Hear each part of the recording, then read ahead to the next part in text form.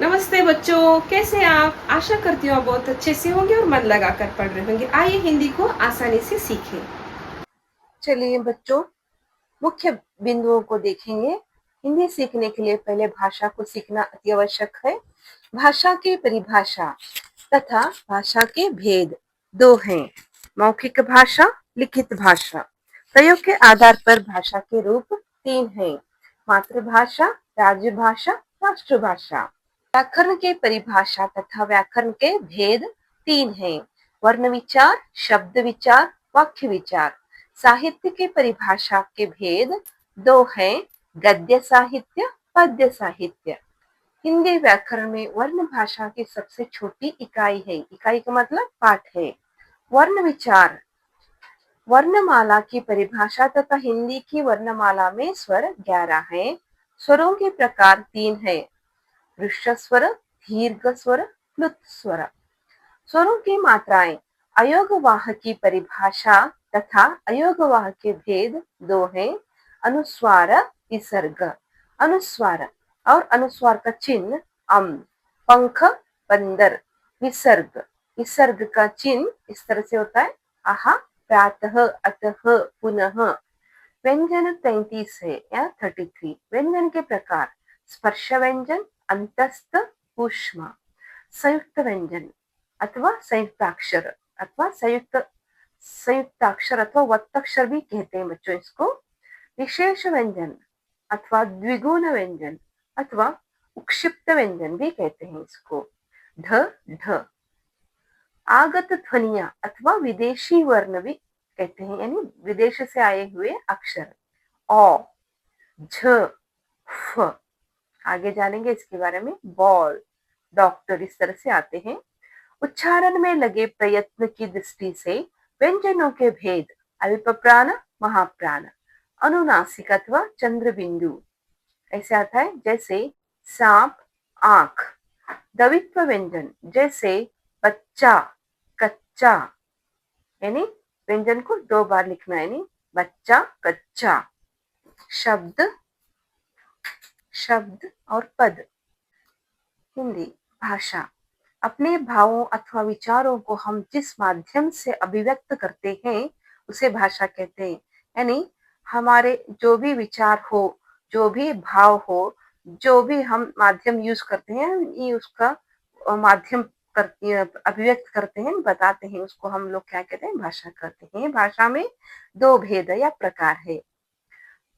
मौखिक भाषा, लिखित भाषा। मौखिक भाषा यानी बोलकर बोलना। जब बोलकर अपनी बातें कही जाए उसे मौखिक भाषा कहते हैं। जैसे कहानी बोलना, गाना गाना। मौखिक भाषा यानी बोलकर जो अपनी बातें कही जाए तो उसको हम लोग क्या कहते हैं, मौखिक भाषा कहते हैं। लिखित भाषा, जब हम लिख कर अपने भाव की अभिव्यक्ति करते हैं तो उसे लिखित भाषा कहते हैं। अपने भावों को अभिव्यक्त करना, जैसे निबंध लिखना, पत्र लिखना। प्रयोग के आधार पर भाषा के रूप मातृभाषा, राज्यभाषा, राष्ट्रभाषा। मातृभाषा का मतलब है वह भाषा जो माँ अथवा अपने परिवार से ग्रहण की जाती है तो वह मातृभाषा कहलाती है। जैसे बच्चा अपने माँ से और अपने पूरे परिवार से जो भाषा सीखता है उसको मातृभाषा कहते हैं। उदाहरण के लिए कर्नाटक परिवार की मातृभाषा कन्नड़ा और पंजाबी परिवार की मातृभाषा पंजाबी। राज्यभाषा वह भाषा जो सरकारी कामकाज में प्रयुक्त होने वाली प्रमुख भाषा है वह राज्यभाषा कहलाती है। जैसे सरकारी कामकाज में उपयोग होने वाली भाषा है वह राजभाषा। हिंदी ही हमारी भारत की राजभाषा है, दर्जा प्राप्त हुआ है। हिंदी हमारी प्यारी भाषा है जो भारत की राजभाषा का दर्जा प्राप्त है। 14 सितंबर सन 1949 को अनुच्छेद 343 के अंतर्गत राजभाषा का दर्जा दिया गया है। भारत बहुभाषी देश है, इसे देखते हुए वह यहाँ सुविधा के अनुसार राज्यों को अंग्रेजी तथा वहाँ की मातृभाषा में कार्य करने की अनुमति भी दी गई है। यह भारत हमारे बहुत सारे बहुभाषी देश है, इसे देखते हुए यहाँ जहाँ सुविधा के अनुसार यानी उनके अनुसार जहाँ भी हर एक राज्य में अंग्रेजी तथा वहाँ की मातृभाषा में कार्य करने के लिए इजाजत या अनुमति भी दी गई है। राष्ट्रभाषा वह भाषा जिसका प्रयोग देश के अधिकांश लोग करते हैं उसे राष्ट्रभाषा कहा जाता है। जैसे भारत में हिंदी भाषा, अमेरिका में अंग्रेजी भाषा, यानी हर वह भाषा जिसका प्रयोग देश में अधिकांश बहुत सारे लोग प्रयोग करते हैं उसको हम लोग क्या कहते हैं, राष्ट्रभाषा कहते हैं। अमेरिका में अंग्रेजी भाषा, भारत में हिंदी भाषा। बोली एक सीमित क्षेत्र में भाषा के विकसित स्थानीय रूप को बोली कहते हैं। मारवाड़ी, भोजपुरी, हरियाणवी आदि, यानी एक सीमित क्षेत्र यानी उतने ही क्षेत्र में जो विकसित स्थानीय रूप को बोली बोलते हैं। क्षेत्र में जो भाषा बात करी जाती है उसको बोली कहते हैं, जैसे मारवाड़ी, भोजपुरी, हरियाणवी जैसे आदि। लिपि किसी भी भाषा के लिखने की विधि को हम लिपि कहते हैं अथवा लिपि कहा जाता है। उदाहरण के लिए हिंदी, संस्कृत, मराठी, कोंकणी, नेपाली, गुजराती भाषा की लिपि, सब भाषा की लिपि एक ही है, देवनागरी लिपि। उर्दू भाषा की लिपि फारसी है। अंग्रेजी भाषा की लिपि रोमन है। हिंदी, संस्कृत, मराठी, कोंकणी, नेपाली, गुजराती भाषा की इन सभी भाषाओं की लिपि हमारी हिंदी भाषा की लिपि देवनागरी है, उर्दू भाषा की लिपि फारसी और अंग्रेजी भाषा की लिपि रोमन है, उदाहरण के लिए। इस तरह से अलग अलग लिपियां आती हैं। व्याकरण भाषा के वर्णों, शब्दों और वाक्यों का शुद्ध ज्ञान एवं प्रयोग के नियम बताने वाला जो शास्त्र है व्याकरण कहलाता है। भाषा के वर्णों अथवा अक्षरों, शब्दों और वाक्यों का शुद्ध ज्ञान एवं प्रयोग के नियम बताने वाला शास्त्र व्याकरण कहलाता है। व्याकरण के प्रमुख 3 भाग है, वर्ण विचार, शब्द विचार, वाक्य विचार। व्याकरण के प्रमुख 3 भाग है, वर्ण विचार, शब्द विचार, वाक्य विचार। वर्ण विचार वर्णों के स्वरूप के भेद, उच्चारण आदि के बारे में बताया जाता है। यानी वर्ण विचार के अंदर वर्णों अथवा अक्षरों के स्वरूप, उनके भेद या प्रकार, उसके उच्चारण आदि के बारे में बताया जाता है। शब्द विचार शब्द के स्वरूप, भेद, उत्पत्ति, लिंग, वचन के बारे में बताया जाता है। शब्द का मतलब वर्ड है, इसके स्वरूप, शब्द के स्वरूप, भेद अथवा विध, उत्पत्ति, कहाँ उत्पत्ति हुई है, पैदाइश, लिंग, वचन के बारे में बताया जाता है। वाक्य विचार वाक्य की रचना यानी सेंटेंस की रचना कैसे होती है, भेद का मतलब है विध अथवा प्रकार, अंग तथा भिन्न भिन्न प्रकार के रचनात्मक लेखन के विषयों के बारे में बताया जाता है। यानी वाक्य विचार के अंदर हम वाक्य की रचना यानी वाक्य कैसे बनाते हैं और उसके प्रकार कैसे हैं, भेद कैसे अथवा विध कैसे हैं, अंग और तथा भिन्न प्रकार के रचनात्मक उसके अलग अलग अंग अथवा कैसे कैसे रचना होती है, इस लेखन के विषयों के बारे में हम बताया जाता है। साहित्य भाषा के ज्ञान को एक विशिष्ट स्वरूप में संचित और संग्रहित भी किया जाता है। साहित्य के भेद 2 हैं। गद्य साहित्य में कहानी, नाटक, निबंध, यात्रा, वर्णन, संस्मरण, उपन्यास, जीवनी आते हैं। पद्य साहित्य के अंदर काव्य, कविता, दोहे, छंद आदि आते हैं। यानी साहित्य के अंदर भाषा के ज्ञान को एक विशिष्ट स्वरूप में संचित अथवा संग्रहित अथवा जमाया जाता है। इसके अंदर साहित्य के भेद 2 हैं, गद्य साहित्य और पद्य साहित्य। गद्य यानी लेसन, पद्य यानी पोयम। गद्य साहित्य के अंदर हम कहानी, नाटक, निबंध, यात्रा, वर्णन यानी यात्रा को जाते हैं ना उसको वर्णन, संस्मरण जो याद करके बोलते हैं ना, उपन्यास, जीवनी, अपनी आत्मकथा लिखना, जीवनी लिखना, इसको हम लोग गद्य साहित्य में पढ़ेंगे। और पद्य साहित्य के अंदर काव्य, कविता, दोहे, रहीमदास के दोहे, तुलसीदास के दोहे, बहुत सारे दोहे, छंद के बारे में हम पद्य साहित्य में पढ़ते हैं। हिंदी व्याकरण वर्ण भाषा की सबसे छोटी इकाई है। यानी वर्ण अथवा अक्षर को भाषा की सबसे छोटी इकाई अथवा पाठ कहते हैं। इकाई मतलब पाठ अथवा लेसन बोलते हैं। अक्षर अथवा वर्ण एक पाठ है जिसे तोड़ी न जा सके, जैसे अ, आ, ई, क, स, म। कोई भी एक अक्षर लो, एक अक्षर एक पाठ की तरह होता है, यानी भाषा की सबसे एक छोटी पाठ की तरह होता है, जो तोड़ी न जा सके। वर्ण विचार, बोलते समय मुंह से विभिन्न प्रकार की ध्वनियां निकलती हैं। जब ध्वनियां लिखी जाती हैं तो उसे वर्ण अथवा अक्षर कहते हैं। जैसे अ, ज, जा, आ। जो भी मुंह से विभिन्न प्रकार की ध्वनियां निकलती हैं, कुछ भी जो ध्वनि निकलती है, जो पहले के जमाने में जो पुकारते थे, उस ध्वनियां निकलती है थे, उस ध्वनियों को लिखी जाती है तो उसको वर्ण अथवा अक्षर कहते हैं। पहले के जमाने में तो जंगलों में रहते थे आदिवासी, और वह इशारों और चित्रों के जरिए बात करते थे, और बात करते करते जो भी अक्षर आए मुंह के अंदर उसको लिखते थे। जो भी लिखी जाती थी उसको हम लोग क्या कहते हैं, वर्ण अथवा अक्षर कहते हैं। वर्णमाला, वर्णों अथवा ध्वनि चिन्हों के समुदाय अथवा समूह को वर्णमाला कहते हैं। जो ये अक्षर है अथवा वर्ण है, इनके समुदाय अथवा ग्रुप को हम लोग वर्णमाला कहते हैं। यानी वर्ण अथवा ध्वनि चिन्हों यानी अक्षरों के समुदाय अथवा समूह को वर्णमाला कहते हैं, यानी अक्षरों के ग्रुप को हम लोग वर्णमाला कहते हैं।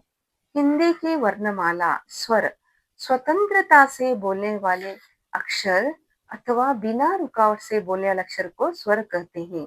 हिंदी की वर्णमाला में पहला आता है स्वर। स्वर 11 है।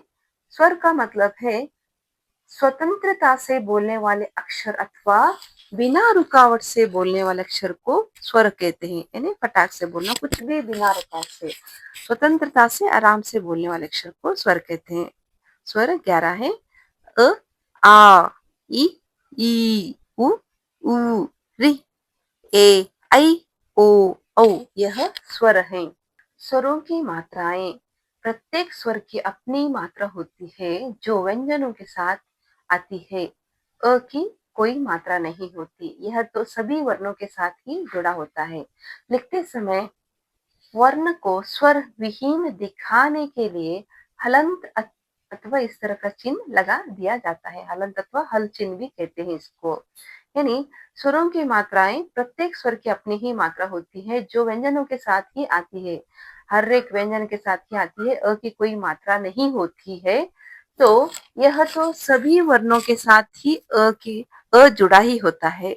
लिखते समय वर्ण वर्ण को स्वर विहीन दिखाने के लिए, नहीं स्वर नहीं है इस तरह दिखाने के लिए, ये हलंत चिन्ह अथवा इस तरह का हल चिन्ह लगा दिया जाता है। हलंत अथवा हल इसको बोलते हैं, इस तरह का एक चिन्ह रहता है। इधर दिया है देखिए बच्चों, लगा दिया जाता है। स्वर, अभी इसको जानेंगे, इस बॉक्स के जरिए हम लोग जान सकते हैं स्वर, मात्रा और उदाहरण। स्वर, मात्रा, उदाहरण। अ की कोई मात्रा नहीं होती। क, म, ल, क, म, ल, यानी अ हर एक अक्षर में होता ही है। क, म, ल, फ, ल, तो इसकी मात्रा नहीं होती। कमल, फल। आ की मात्रा इस तरह से होता है, जो एक डंडी है, आम, कान, इसके अंदर इस मात्रा आ जाता है। देखिए इधर है ई की मात्रा इस तरह से होती है। किताब, की यानी छोटा ई की मात्रा, ई छोटी ई की मात्रा, किताब। कवि, ई बड़ी ई की मात्रा, मीठा, खीर। ऊ छोटी ऊ की मात्रा, पुत्र, इस तरह से आता है, पुत्र, दुआ। ऊ बड़ी ऊ की मात्रा इस तरह से आता है, आलू, भालू। री अथवा रू, री री इस तरह से आता है, जो इंग्लिश के अंदर सी लिखते हैं ना, इस तरह से री की मात्रा आती है। कृपा, वृक्ष। एक ही मात्रा, एक ही मात्रा इस तरह से होती है। सेब, रेल।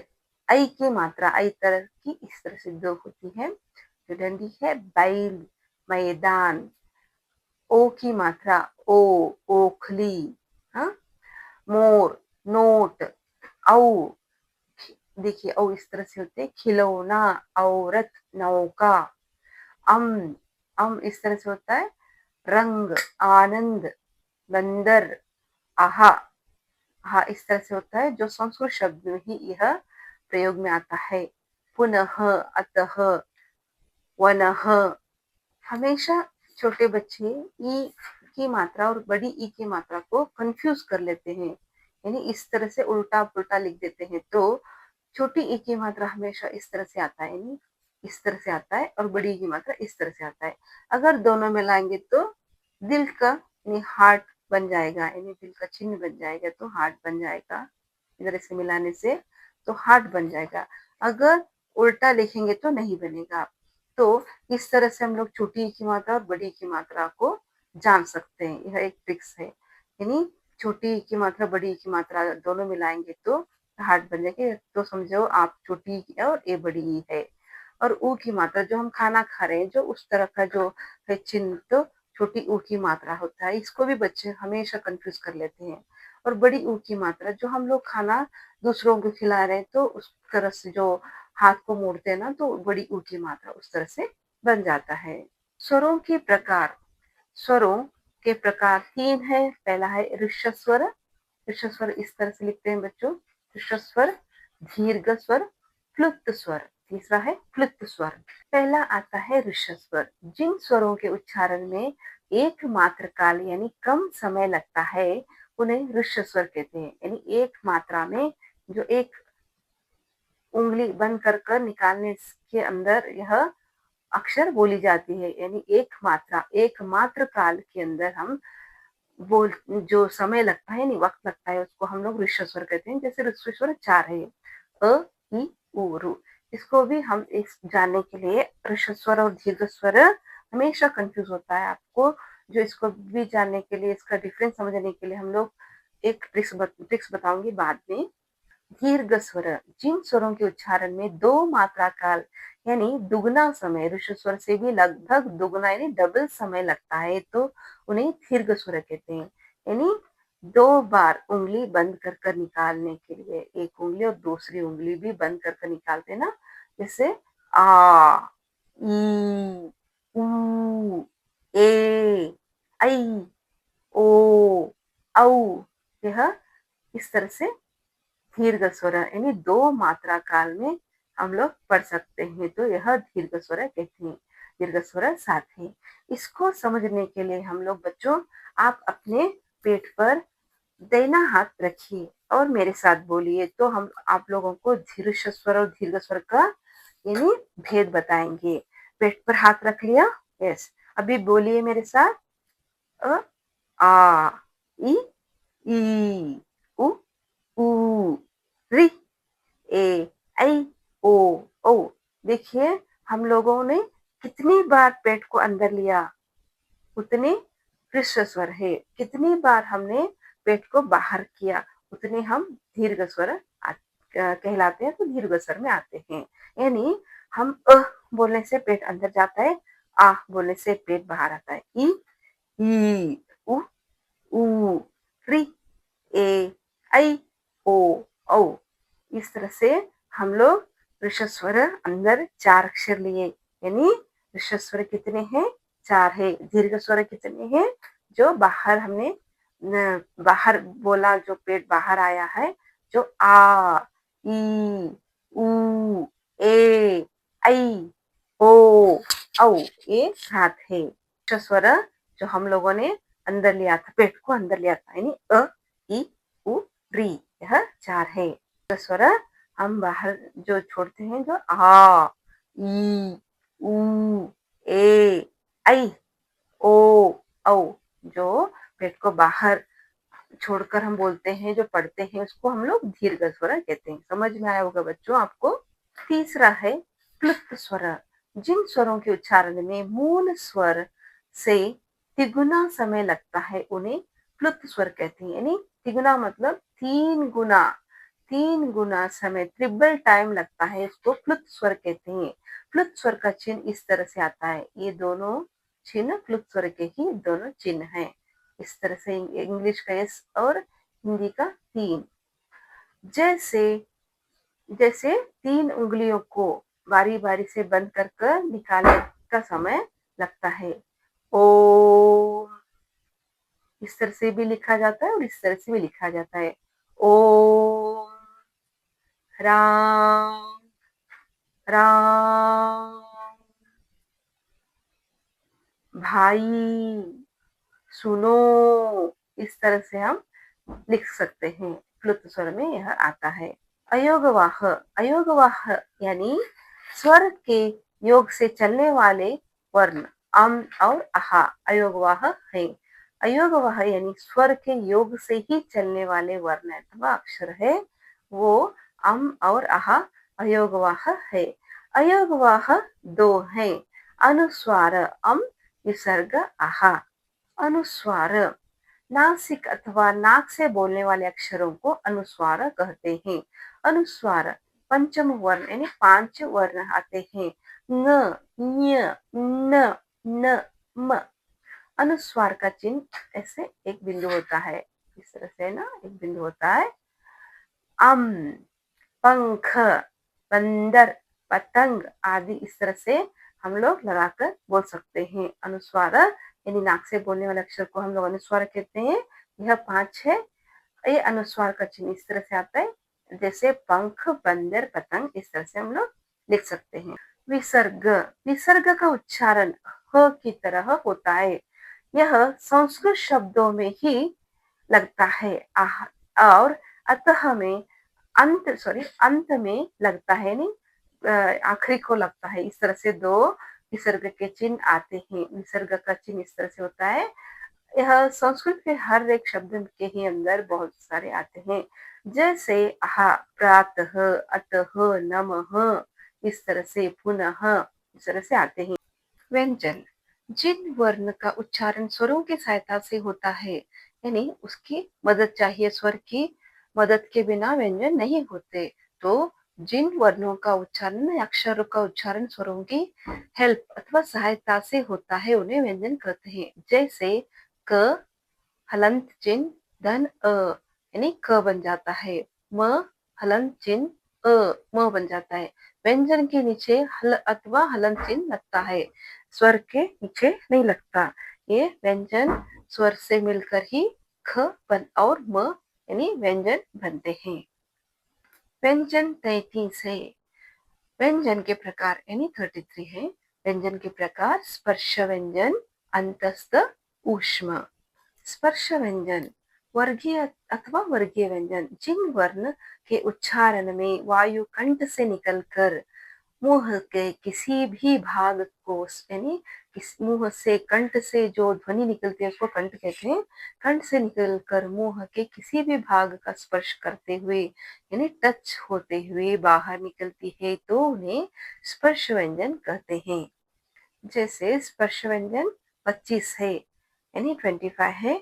बच्चों, उच्चारण स्थान, जहाँ उच्चारणी कहाँ से उच्चार होते हैं, यह स्थान है।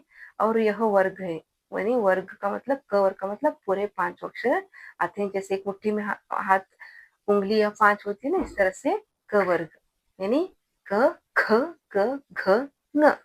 स्पर्श व्यंजन कंठ वाले व्यंजन जो है कंठ से निकलकर जो है ध्वनि निकलती है, वहां कंठ से निकल कर आती है, यानी क वर्ग क, ख, ग, घ, ng। तालु वाले व्यंजन यानी च वर्ग, यानी जो जीभ ऊपर लगती है ना, जो तालु को सो तालु वाले व्यंजन कहते हैं। यानी टच होकर, जीभ तालु को टच होकर जो ध्वनि निकलती है उसको तालु वाले व्यंजन कहते हैं। च वर्ग च, छ, ज, छ, ञ। मुर्दा वाले व्यंजन, मुर्दा वाले व्यंजन मतलब है जीभ फोल्ड कर कर जो पढ़ी जाती है, बोली जाती है, जो अक्षर अथवा वर्ण को मुर्दा वाले व्यंजन कहते हैं। यानी ट वर्ग ट, ठ, ड, ढ, न, यानी जीभ को फोल्ड कर कर बोलते हैं बच्चों। दंत वाले व्यंजन यानी दांत को टच होकर जो पढ़ी जाती है उसको दंत वाले व्यंजन कहते हैं। दंत का मतलब दांत है। त वर्ग त, थ, द, ध, न। ओष्ठ अथवा ओठ वाले व्यंजन यानी लिप्स, जो लिप को टच होकर यानी ओठ को टच होकर पढ़ने वाले अक्षर को ओठ वाले व्यंजन कहते हैं। प वर्ग प, फ, ब, भ, म। देखिए उच्चारण स्थान, यहाँ से कहाँ कहाँ से उच्चारण स्थान निकलते हैं। देखिए बच्चों, यह कंठ है, कंठ अथवा कंठ से निकलने वाले व्यंजन है अ, औ, अह, क वर्ग और ह, क, ख, ग, घ, ङ, जो यहाँ कंठ से निकलते हैं। कंठ और तालु जो जीभ ऊपर टच होती है ना, उसको तालु बोलते हैं। जो कंठ और तालु से होने वाले अक्षर ए, आई होता है, और सिर्फ तालु से जो है निकलने वाले अक्षर, तालु से निकलने वाले अक्षर होती है ई, और क्या है य, श, और च वर्ग यानी च, छ, ज, छ, ञ होता है, और झ, झ, झ, ञ होता है। और मुर्दा वाले तो मूर्धन्य वाले व्यंजन र और ट वर्ग यानी जीभ फोड़ कर कर बोले अक्षर को ट, ठ, ड, ढ, न और थ भी हो जाता है। और देखिए नासिक अथवा नाक से बोले अक्षर अम, न, ञ, न, म जो अनुनासिक होता है, वो पांचों भी नाक से बोली जाती है, तो यह नाक से बोलने अक्षर होती है अम और न, ञ, न, म। दंत मूल्य अथवा दंत्य जो दंत से बोलती जाती है र, ल, और दंत, दंत्य, और जो दंत को दांत को टच होकर बोले अक्षर को दंत अथवा दंत बोलते हैं। त वर्ग त, थ, द, ध, य और स।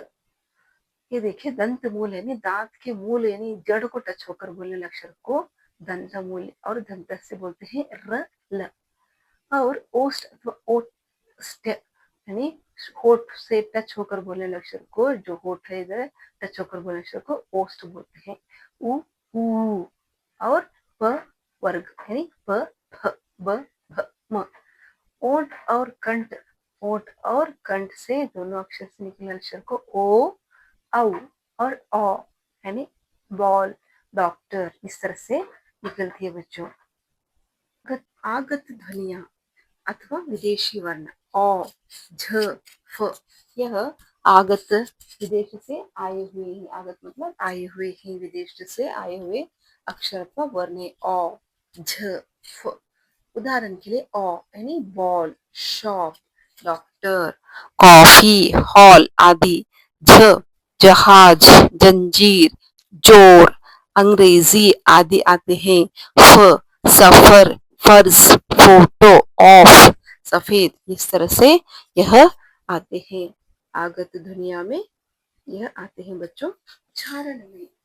उच्चारण में लगे प्रयत्न की दृष्टि से व्यंजनों के भेद, यानी उच्चारण में जो हम प्रयत्न कर से बोलते हैं, उच्चारण में लगे प्रयत्न की दृष्टि से व्यंजन के भेद, जैसे स्पर्श व्यंजन अथवा वर्गीय व्यंजन दो है। अल्प प्राण, महाप्राण। जब उच्चारण में हम लोग कितना प्राण डालकर बोलते हैं, थोड़ा डालते हैं, बहुत डालते हैं। और ननुनासिक मतलब नाक से बोलने वाला अक्षर, इस तरह से आते हैं, यानी उच्चारण में लगे प्रयत्न की दृष्टि से व्यंजनों के भेद। स्पर्श व्यंजन अथवा वर्गीय व्यंजन दो है, अल्प प्राण और महाप्राण। अनुनासिक अथवा चंद्र बिंदु, यह आते हैं तीन। तो प्राण पहला है अल्प यानी थोड़ा, प्राण का मतलब है वायु, थोड़ा प्राण डालकर बोलने वाले अक्षरों को अल्प प्राण कहते हैं। जिन व्यंजनों के उच्चारण में कम समय अथवा वायु की आवश्यकता, कम वायु की आवश्यकता होती है, तो उन्हें अल्प प्राण कहते हैं। जैसे उदाहरण नहीं, यह 10 है, अल्प प्राण 10 है, जैसे क, च, ट, त, प, ग, च, ढ, द, भ, यह अल्प प्राण 10 है। दूसरा है बच्चों महाप्राण, अधिक प्राण, यानी ज्यादा वायु डालकर, अधिक प्राण डालकर बोलने अक्षर को महाप्राण कहते हैं। जिन व्यंजनों के उच्चारण में समय तथा वायु अधिक मात्रा में लगता है अथवा व्यय होता है, तो उन्हें महाप्राण कहते हैं। जैसे महाप्राण 10 है, अल्प प्राण भी 10 है, महाप्राण भी 10 है। इसके अंदर हम लोग ज्यादा प्राण डालकर बोलते हैं। ख, छ, ठ, थ, फ, ग, झ, ढ, ढ, भ। अनुनासिक अथवा चंद्र बिंदु, इस तरह से चंद्र बिंदु आता है। जिन व्यंजनों के उच्चारण में समय अथवा वायु अथवा हवा नाक तथा मुख दोनों से दबाव के साथ रगड़ खाकर बाहर निकलती है, जैसे 5, सांप, चांद, माँ आगत ध्वनियां अथवा विदेशी वर्ण अ, झ, फ, यह आगत विदेश से आए हुए ही, आगत मतलब आए हुए ही, विदेश से आए हुए अक्षर अथवा वर्ण है। अ, झ, फ। उदाहरण के लिए अ यानी ball, shop, doctor, coffee, hall आदि। झ, जहाज, जंजीर, जोर, अंग्रेजी आदि आते हैं। फ, सफर, फर्ज, फोटो, ऑफ, सफेद, इस तरह से यह आते हैं। आगत दुनिया में शब्द एक या अनेक वर्णों से बने अर्थपूर्ण समूह को शब्द कहते हैं। जैसे गंगा, किताब, राष्ट्र, देश, यह अर्थ है बच्चों। क स प क, इस तरह से कुछ भी अर्थ नहीं। क स प का मतलब कोई नहीं। क प स क ट फ क, इस तरह से क स प का कुछ अर्थ नहीं है। यानी एक या अनेक वर्णों अथवा अक्षरों से बने अर्थपूर्ण यानी मीनिंगफुल जो अक्षरों के समूह, मीनिंगफुल अल्फाबेट के ग्रुप को यानी अर्थपूर्ण समूह को हम लोग शब्द कहते हैं। जैसे गंगा, किताब, राष्ट्र, देश। पद देखिए, जब अर्थपूर्ण शब्द को प्रयोग वाक्य में किया जाता है तो उसे शब्द को पद कहते हैं। उदाहरण के लिए राजू पतंग उड़ा रहा है, छात्र पढ़ रही है, छात्रा पढ़ रही है, छात्र पढ़ रहा है। छात्र का मतलब है स्टूडेंट, बॉय स्टूडेंट। छात्रा का मतलब गर्ल स्टूडेंट। यानी जिस तरह से शब्द का मतलब है वर्ड है, पद का मतलब सेंटेंस में हम लोग उस शब्द को प्रयोग में करते हैं तो इसको हम लोग पद बोलते हैं बच्चों। देखिए शब्द और पद का हो गया। अभी हमने क्या क्या पढ़ा आज क्लास में? हिंदी को कैसे सीखे, भाषा की परिभाषा तथा भाषा के भेद, मौखिक भाषा, लिखित भाषा को जाना, प्रयोग के आधार पर भाषा के रूप हमने जाना बच्चों, मातृभाषा, राज्यभाषा, राष्ट्र के भाषा के बारे में हमने जाना, व्याकरण की परिभाषा तथा व्याकरण के भेद 3 है, इसको हमने जाना बच्चों। वर्ण विचार, शब्द विचार, वाक्य विचार, साहित्य की परिभाषा, गद्य साहित्य, पद्य साहित्य। हिंदी व्याकरण में वर्ण भाषा की सबसे छोटी इकाई है। वर्ण विचार वर्णमाला की सब परिभाषा तथा हिंदी की वर्णमाला में स्वर 11 है। 11 स्वरों के प्रकार 3 11 है और स्वरों के प्रकार 3 ऋषभ स्वर, दीर्घ स्वर, प्लुत स्वर। इसको हमने जाना बच्चों। स्वरों की मात्राएं, अयोगवाह की परिभाषा तथा अयोगवाह के भेद 2 है, अनुस्वार और विसर्ग। हमने जाना बच्चों अनुस्वार और अनुस्वार के चिन्ह, अं, पंख, बंदर, विसर्ग का चिन्ह, आहा, प्रातः, अतः, पुनः। व्यंजन 33 है। व्यंजन के प्रकार, स्पर्श व्यंजन, अंतस्थ, ऊष्म, संयुक्त व्यंजन अथवा संयुक्ताक्षर अथवा वत्ताक्षर, विशेष व्यंजन, द्विगुण व्यंजन अथवा उत्क्षिप्त व्यंजन, ठ, ढ, आगत व्यंजन अथवा आगत ध्वनिया, विदेशी वर्ण अ, झ, फ। उच्चारण में लगे प्रयत्न की दृष्टि से व्यंजनों के भेद, अल्प प्राण, महाप्राण, अनुनासिक, चंद्र बिंदु, जैसे सांप, आंख, दवित व्यंजन जैसे बच्चा, कच्चा। इस तरह से हम लोगों ने सभी व्यंजन अथवा वर्ण को अथवा अक्षरों के पूरे ज्ञान हमने पाया बच्चों। आखिर में शब्द और पद को भी हमने जाना। शब्द कैसे बनते हैं, अर्थपूर्ण अक्षरों के समूह को शब्द बनते हैं और उस शब्द को हम लोग वाक्य में प्रयोग करते हैं तो उसको पद बोलते हैं। इसको हमने जाना। धन्यवाद बच्चों। तो बच्चों ये क्लास आपको अच्छा लगा होगा। अगर कोई भी डाउट है तो कमेंट में लिखिए, मैं इसका जवाब दूंगी नेक्स्ट क्लास में। तो इस वीडियो को लाइक, शेयर, कमेंट और सब्सक्राइब करना न भूलें। बेल आइकन दबाना भी न भूलें। धन्यवाद।